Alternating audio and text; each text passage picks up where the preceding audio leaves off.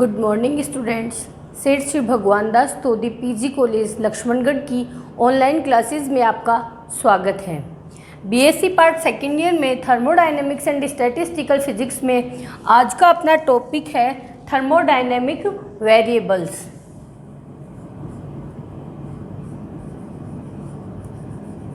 Thermodynamic variables, ऊष्मागतिक चर। इससे पहले अपन ने इसमें थर्मोडायनेमिक्स में पढ़ा था, जो अपनी थर्ड और फोर्थ यूनिट थी वो थी क्लासिकल एंड क्वांटम स्टैटिस्टिक्स। इससे पहले का जो टॉपिक किया है वो इससे अलग था, वो अपना था क्लासिकल स्टैटिस्टिक्स का, जिसमें अपने मैक्रो सिस्टम, माइक्रो सिस्टम देखे हैं, फेज पॉइंट देखा है, फेज सेल देखा है। उसके बाद अपन लास्ट में आते आते बैरोमेट्रिक इक्वेशन तक अपन ने उसको किया है। एक मोनो एटॉमिक आइडियल गैस के कुछ प्रॉपर्टीज़ को अपन ने किया था। ठीक है, तो आज अपन पढ़ेंगे इसी में आगे बढ़ते हुए थर्मोडायनेमिक वेरिएबल्स, ऊष्मागतिक चर। तो ऊष्मागतिक चर क्या होते हैं बेसिकली? देखो, जो एक थर्मोडायनेमिक सिस्टम होता है, किसी ऊष्मागतिक निकाय की अवस्था को व्यक्त करने वाले जो चर हैं, जिससे चार चर अपन पढ़ते हैं, चार वेरिएबल्स अपन देखते हैं हमेशा: ताप, दाब, आयतन व एंट्रोपी। इनको क्या कहते हैं? ऊष्मागतिकीय चर, थर्मोडायनेमिक वेरिएबल्स कहा जाता है। फिर देखो, जैसे अपन पढ़ते हैं PV इक्वल्स टू nRT, आदर्श गैस का अवस्था समीकरण पढ़ते हैं, तो ये दोनों क्या है, इन पर डिपेंड करेंगे। n तो क्या अणुओं की संख्या है, r क्या रिडुअल कांस्टेंट है, ये भी एक नियतांक है। लेकिन P, V और T ये आपस में एक दूसरे पर आश्रित है, तो ये जो चर होते हैं वो परस्पर आश्रित होते हैं। अगर ये पूरा एक कांस्टेंट हो जाता है तो दो आ जाते हैं। तो किन्हीं दो चरों की सहायता से भी अपन किसी निकाय की संपूर्ण अवस्था की जानकारी प्राप्त कर सकते हैं। तो देखो, जो ऊष्मागतिक चर हैं, ऊष्मागतिक चर, सबसे पहले अपन लिखेंगे इनकी परिभाषा। तो देखो, इनकी डेफिनेशन अपन देखते हैं।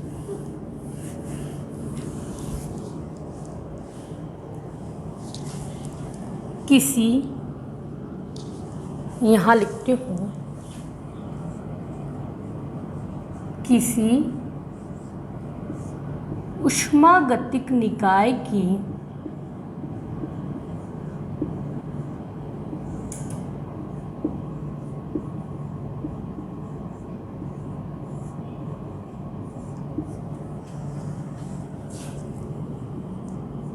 अवस्था को व्यक्त करने वाले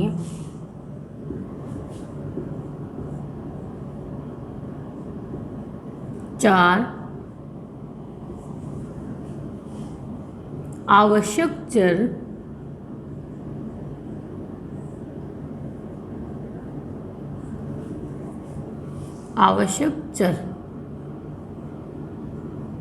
ताप, ब्रैकेट में लिखा है इसको, टेम्परेचर T से, दाब, प्रेशर P से,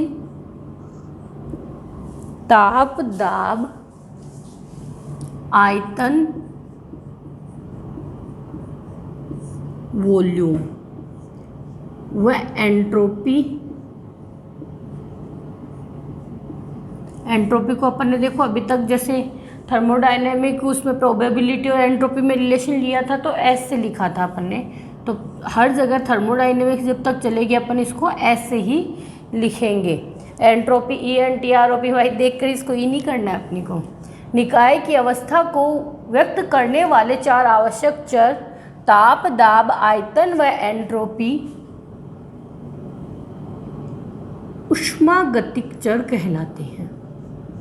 ऊष्मागतिक चर कहलाते हैं।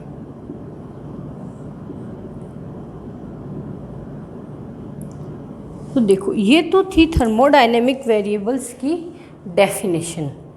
अब इसके बाद आती है इनसे रिलेटेड कुछ फैक्ट्स। अपन ने अभी जब लास्ट टॉपिक्स में भी अपन ने पढ़ा था, अपन ने इंटरनल एनर्जी को, एंथैल्पी को, वहाँ पर सबको अपन ने एक डेरिवेशन किया था, उनकी अलग अलग वैल्यूज़ निकाली थी। वो भी क्या आती है, इन्हीं के पदों में आती है। N k t square d upon d t l n z आ रहा है, तो वहाँ पर भी टी आ रहा है। तो वो क्या उष्मागतिक विभव होते हैं, उनको अपन इसके बाद में अगला टॉपिक लेंगे। तो देखो ताप, दाब, आयतन व एंट्रोपी किसको व्यक्त करते हैं कि अवस्था को व्यक्त करने वाले चार आवश्यक चर, थर्मोडायनेमिक सिस्टम की स्टेट को बताने वाले। तो इनसे रिलेटेड क्या है, पहली बात तो ये चर परस्पर क्या होते हैं, आश्रित होते हैं। कोई भी दो चर अपने को मिल जाते हैं तो उनकी सहायता से अपन दूसरे दो चर हैं वो निकाल सकते हैं। इस तरह टोटल अपने पास कितने, चार चर होते हैं। देखो पहली बात तो दो चर है वो क्या है, स्वतंत्र होते हैं। अगर ये स्वतंत्र होते हैं तो इनकी सहायता से दूसरे दो निकाल लेंगे। इस तरह अपने को टोटल 6 होते हैं। जो कॉमनली दो जो इंडिपेंडेंट वेरिएबल्स होते हैं वो कौन कौन से, एज एंड टाइम, जिन पर किसी का इफेक्ट नहीं है, खुद के अकॉर्डिंग ही वो चेंज होंगे। ठीक है, फिर इनसे रिलेटेड कुछ थर्मोडायनेमिक रिलेशन है। जैसे अपन जो थर्मोडायनेमिक्स का अपना फर्स्ट लॉ है, जो ऊष्मा है वो किसके, आंतरिक ऊर्जा निकाय की, वह उस पर किए गए कार्य के बराबर होती है। दूसरा जो है D Q equal to T D S, जो एंट्रोपी में परिवर्तन और ताप का गुणनफल के बराबर होती है हीट। तो ये इससे संबद्ध होते हैं। दूसरा ये जो चार चर हैं, ताप, दाब, आयतन व एंट्रोपी, इसकी सहायता से अपन क्या कर सकते हैं कि इसकी सहायता से ओनली उस सिस्टम की इक्विलिब्रियम स्टेट का ही अपन पता लगा सकते हैं। उसके जो एक्सपेरिमेंटल जो एक्सप्लेनेशन है वो ओनली इन चार चरों की सहायता से नहीं दिया जा सकता। तो देखो कुछ फैक्ट्स हैं वो इससे रिलेटेड अपन पढ़ते हैं। Facts,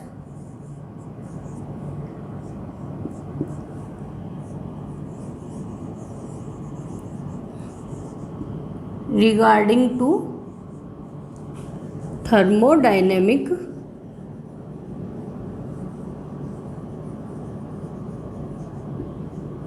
variables।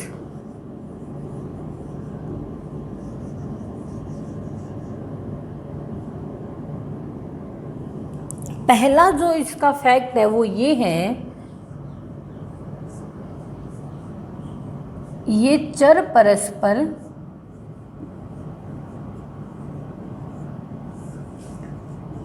आश्रित होते हैं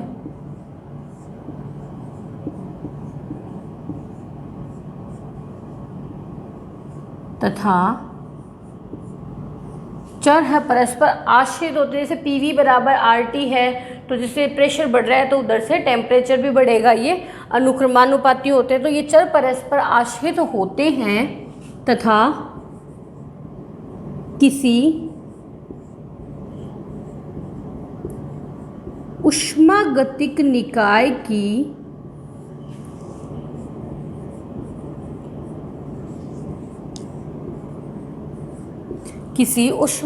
निकाय की संपूर्ण जानकारी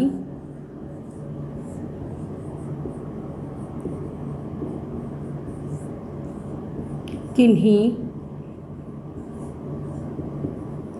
दो चरों की सहायता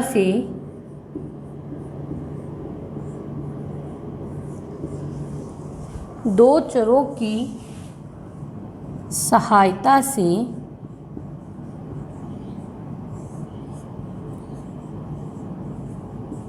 दी जा सकती हैं,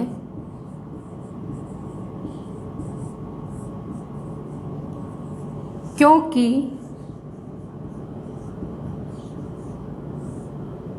प्रत्येक निकाय के लिए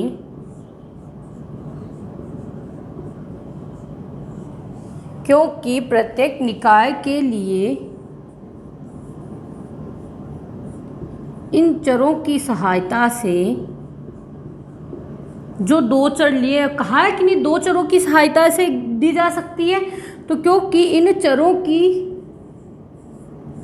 क्योंकि प्रत्येक निकाय के लिए इन चरों की सहायता से विशिष्ट अवस्था समीकरण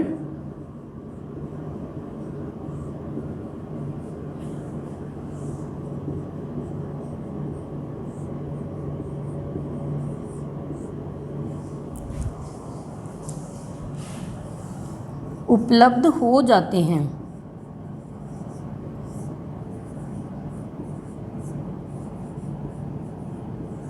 ये तो है इनसे रिलेटेड फर्स्ट फैक्ट।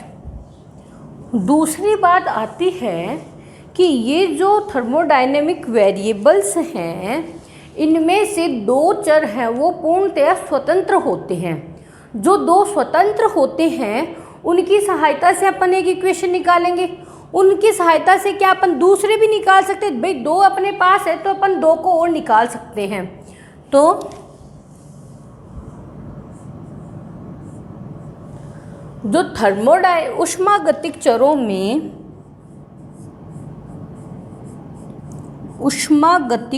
में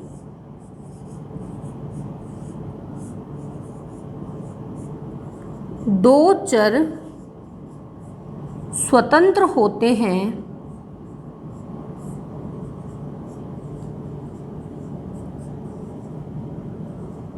जिनकी सहायता से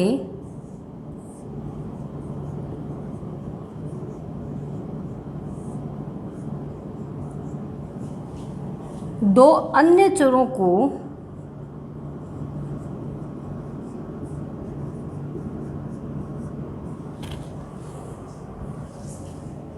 ज्ञात किया जा सकता है।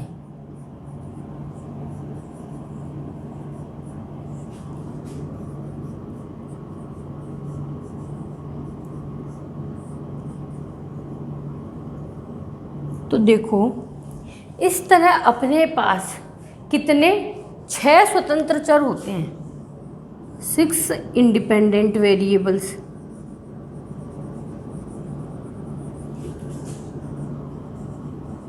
जिनमें से देखो दो तो जो कॉमन वाले होते हैं वो कौन कौन से होते हैं? Common independent variables age and time. ठीक है, इस तरह अपन इनको 6 स्वतंत्र चर पढ़ते हैं। इंडिपेंडेंट एंड कॉमन जो दो दे रखे हैं वो हैं एज एंड टाइम होते हैं। दूसरा देखो, मैं इसकी डेफिनेशन को इरेज कर रही हूँ।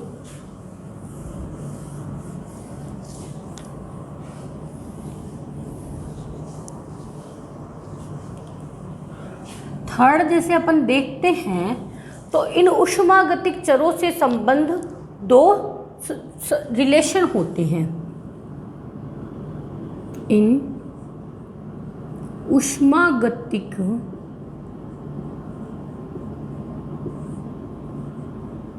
चरों से संबंधित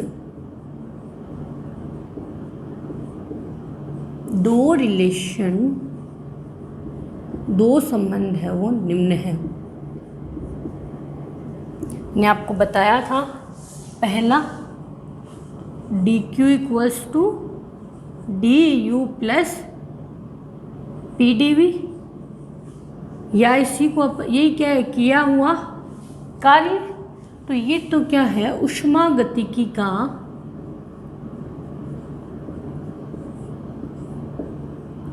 प्रथम नियम।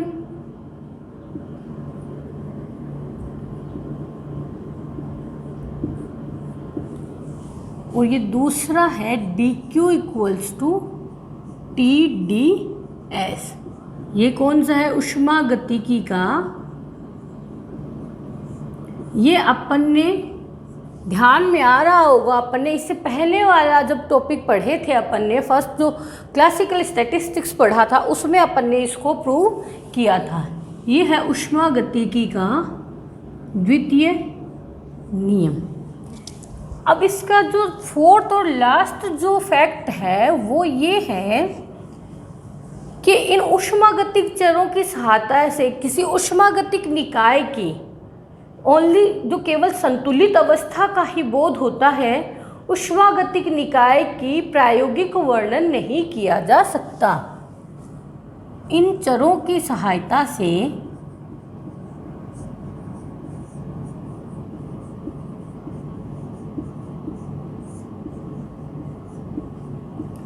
ऊष्मागतिक निकाय की केवल संतुलित अवस्था का ही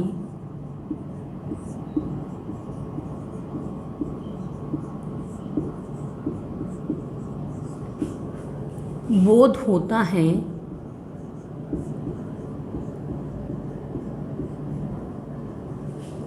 निकाय के कौन सा निकाय है? ऊष्मागतिक निकाय के प्रयोगात्मक व्यवहार का वर्णन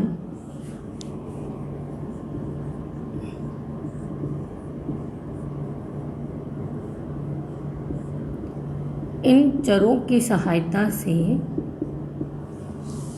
इन चरों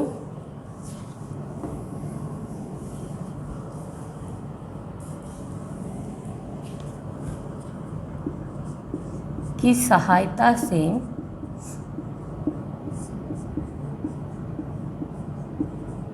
नहीं किया जा सकता।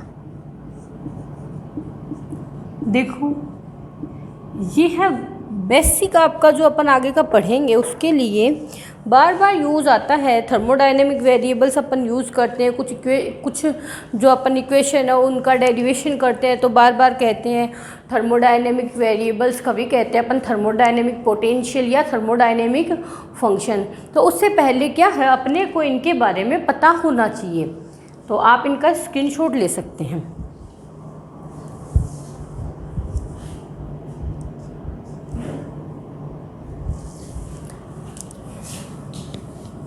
तो देखो, इसी में अब आगे अपन जो बेसिकली पढ़ेंगे वो है थर्मोडायनेमिक पोटेंशियल्स या थर्मोडायनेमिक फंक्शंस।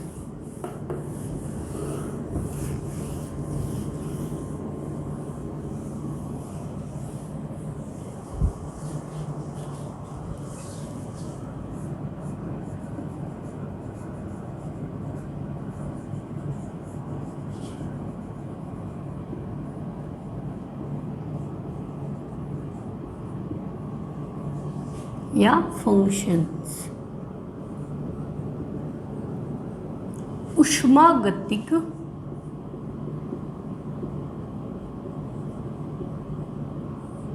विभव या फलन। तो देखो, थर्मोडायनेमिक पोटेंशियल्स या फंक्शंस क्या होते हैं। जैसे कि अपन ने ऊष्मागतिक निकाय की व्याख्या करने के लिए इसे पहले पढ़ा, ताप, दाब, आयतन व एंट्रोपी। ये तो क्या था, जो थर्मोडायनेमिक वेरिएबल्स। अब अपन पढ़ रहे हैं थर्मोडायनेमिक पोटेंशियल। तो किसी ऊष्मागतिक निकाय की व्याख्या करने के लिए 4 आवश्यक चरों ताप, दाब, आयतन व एंट्रोपी के अतिरिक्त आवश्यक जो अलग फलन होंगे उनको क्या कहेंगे अपन? ऊष्मागतिक विभव कहा जाता है। या किसी ऊष्मागतिक निकाय में परिवर्तन की दिशा का निर्धारण करने वाले जो फलन होते हैं उनको अपन थर्मोडायनेमिक पोटेंशियल्स कहते हैं। तो ये कौन कौन से होते हैं? ये बेसिकली लिए जाते हैं U, F, G व H। इंटरनल एनर्जी,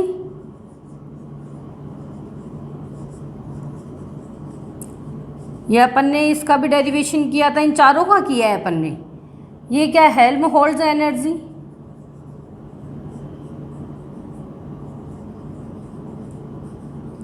जी से क्या है? Gibbs free energy.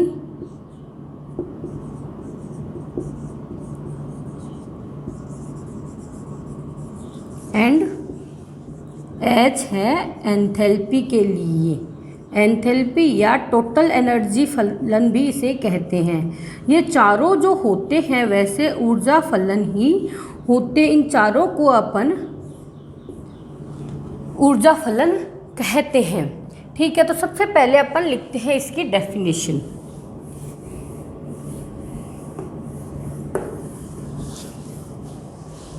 तो इसकी जो डेफिनेशन है वो है किसी ऊष्मागतिक निकाय की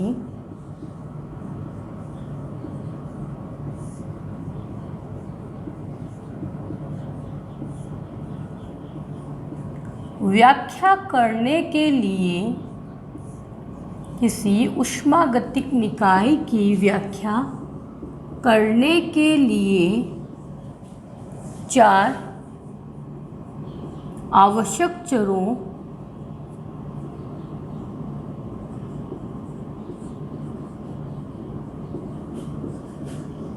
ताप, दाब, आयतन व एंट्रोपी के अतिरिक्त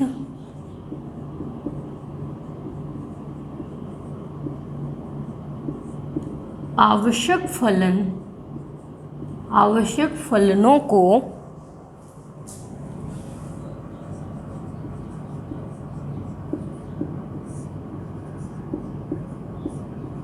ऊष्मागतिक विभव या फलन कहते हैं। दूसरी डेफिनेशन अगर अपन इनकी देखें तो किसी ऊष्मागतिक निकाय में परिवर्तन की दिशा का निर्धारण करने वाले आवश्यक फलन ऊष्मागतिक विभव कहलाते हैं। किसी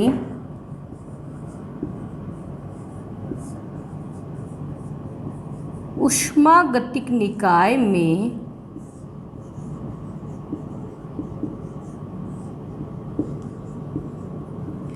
परिवर्तन की दिशा का निर्धारण करने वाले फलन ऊष्मागतिक विभव या फलन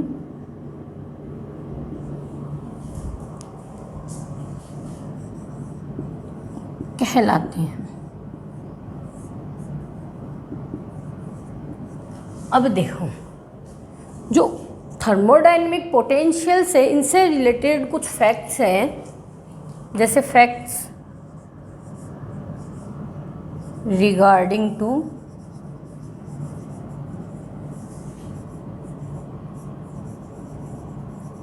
थर्मोडायनेमिक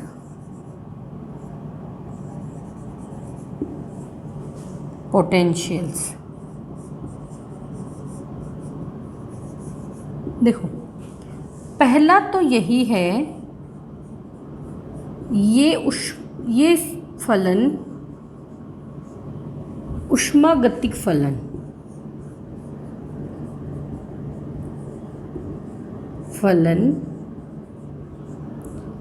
ऊर्जा के फलन होते हैं। सभी चारों ऊर्जा के फलन होते हैं। देखो, ये फलन कौन कौन से होते हैं?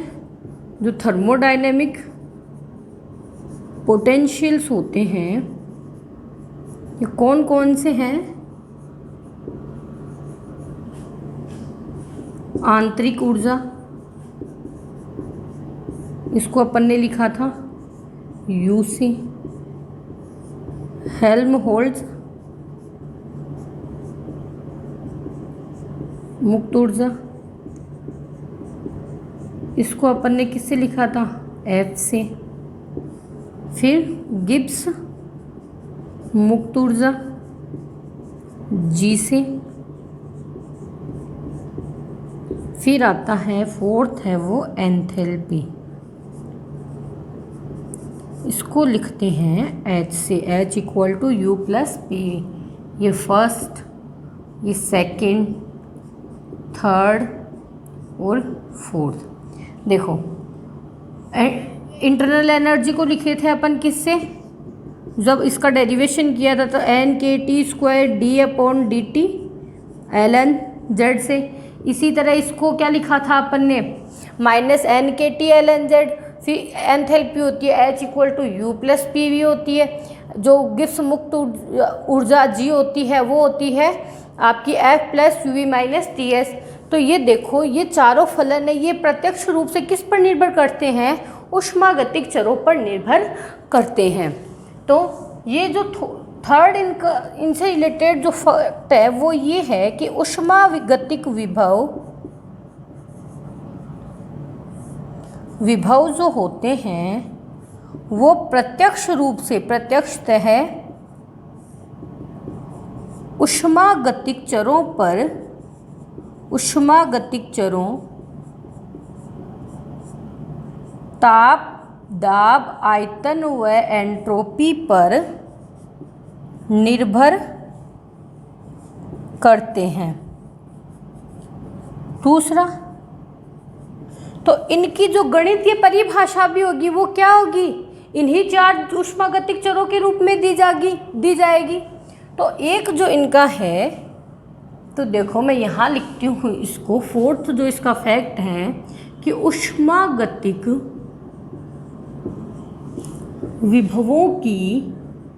विभव मैं यहाँ ब्रैकेट में लिख देती हूँ अब, U, F, G व H की गणितीय परिभाषा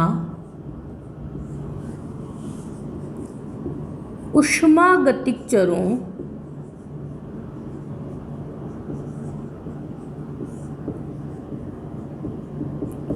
ताप, दाब, आयतन व एंट्रोपी के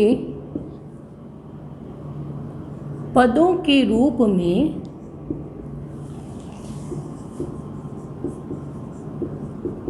दी जाती है। तो देखिएगा स्टूडेंट्स, आज अपन ने जो आगे के टॉपिक्स हैं उनके तो बेसिकली पढ़े हैं thermodynamic variables and thermodynamic potentials या थर्मोडायनेमिक फंक्शंस। अब आगे हैं हम इनको, इन जो चारों को जो थर्मोडायनेमिक पोटेंशियल्स आए हैं इनको 1 by 1 नेक्स्ट लेक्चर में एक्सप्लेन करेंगे। Thank you students.